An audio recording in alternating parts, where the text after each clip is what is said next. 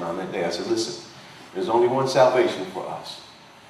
There's only one salvation for us. We can sit in here and bow our heads and pray, or we can pray and get up and get involved.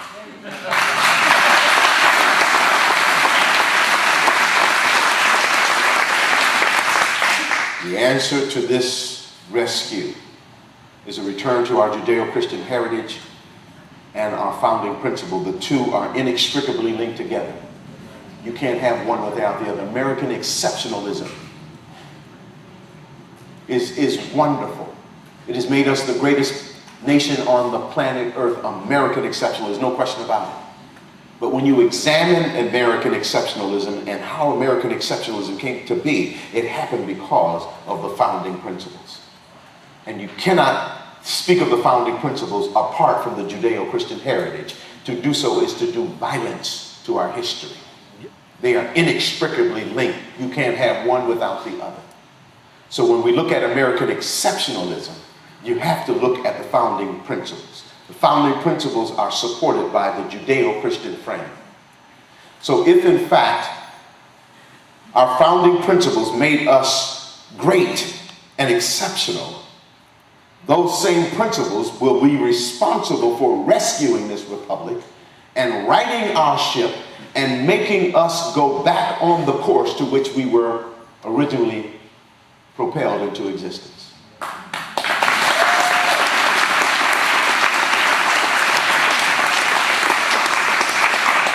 So I just stopped by today to let you know that this is an urgent moment. This is no game. This is no rah-rah, wave the flag and, you know, I'm an American, you know, and I'm glad to be an American, proud to be American, all that, yeah, that's fine.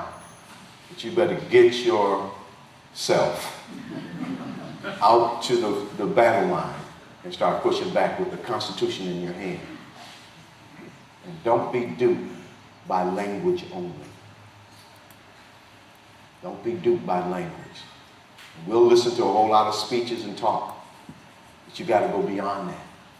You got to find out if these people really believe what they're saying. Otherwise, we'll get some stuff like we got for the past 8 years. I'm going to tell you something. I was duped too. I was duped too.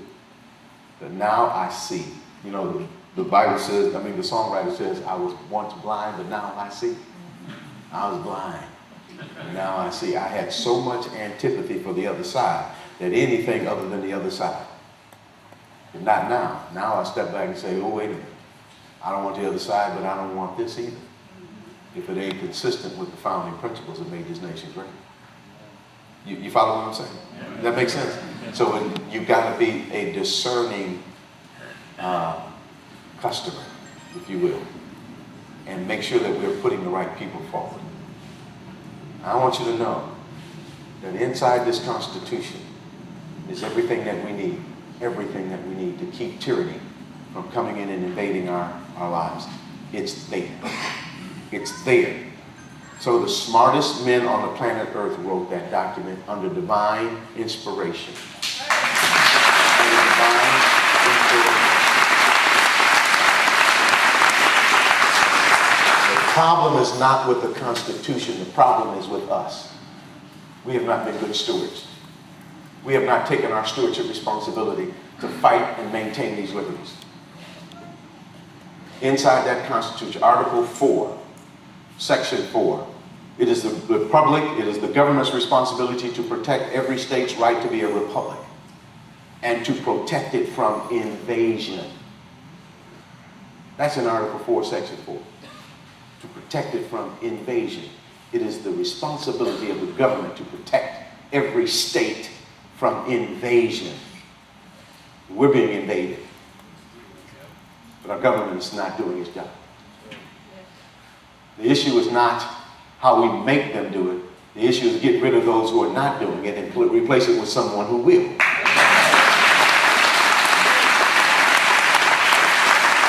That's the issue. That's the issue. Are you dissatisfied with long-term elected officials been there 18 years? Eddie Bernice Johnson been there for 18 years. Are you tired of that? Do you know what the Constitution says? If you don't like what they're doing after 2 years, get rid of them. But that means you've got to be up and involved. Term limits are already built inside of it. If you would do your job. You see, you're trying to find an easy way out. There's not an easy way out. It requires activation and participation on the part of we, the people.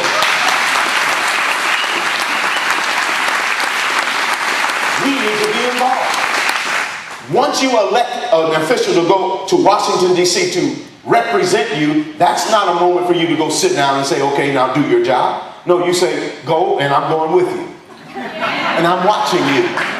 And I'm seeing what you're doing. And I'm going to see if you're going to represent my interest or the interest of the district that elected you and put you there. And if you don't, we're going to get rid of you. And we're going to start a campaign tomorrow to get rid of you. And see if they will get some spine, and they'll start acting right. They'll start doing their job. Because they see that they cannot go up there and just do anything willy-nilly without being responsible and accountable for their actions. But if you go back and sit down again, we'll lose this republic. We'll lose it. And the worst thing we can do, men and women, is to go sit down. Go sit down. That's what we've been doing, is sitting down. And we've turned this government over to a bunch of atheists. And we did that because we wanted to be politically correct. Now I want to end it with this. In Germany, they had entered into hyperinflation. And there was a guy who stood up and says, I can fix the economy. His name was Adolf Hitler.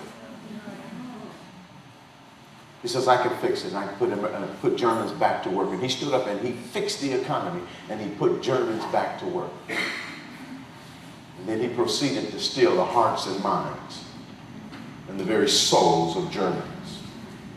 And the Germans did nothing because they said, well, we got a job and we got food on the table, and now I got a retirement fund. And he proceeded to destroy that nation. I asked you a question. Is it just about fiscal responsibility and your retirement plan? Is that what this is all about here? No. It's not. There are some social issues on the table. One thing about this pledge that they made, they left the social issues out, except for one, abortion. They left those social issues out. Mike Pence fought to get those social issues in there. But it had got so contentious with the rhinos that they capitulated. And they put abortion in and they left the other issues out. Let me tell you something. How many in here believe we're in a spiritual warfare? Right? You see all these hands, men and women? We're in a spiritual conflict. We're in a spiritual conflict. And if we don't deal with the spiritual soul of America, we will lose the day. We'll fix the economy, and our 401ks will be all right, and our retirement plans will be fine, but we will go the path of Germany. Are we there yet? No, we're not. 5 issues that are on the table that are inside this healthcare: abortion, euthanasia, embryonic stem cell research, human cloning, and the redefinition of marriage are all confronting us right now. And some of us don't want to talk about it. We don't want to talk about it because it's politically incorrect. And that's why we're in the mess we're in America today, because we're too busy trying to be politically correct. And we won't address the issues that are robbing the very soul and hearts and minds of our children every day, who don't know the value of moral absolute truth.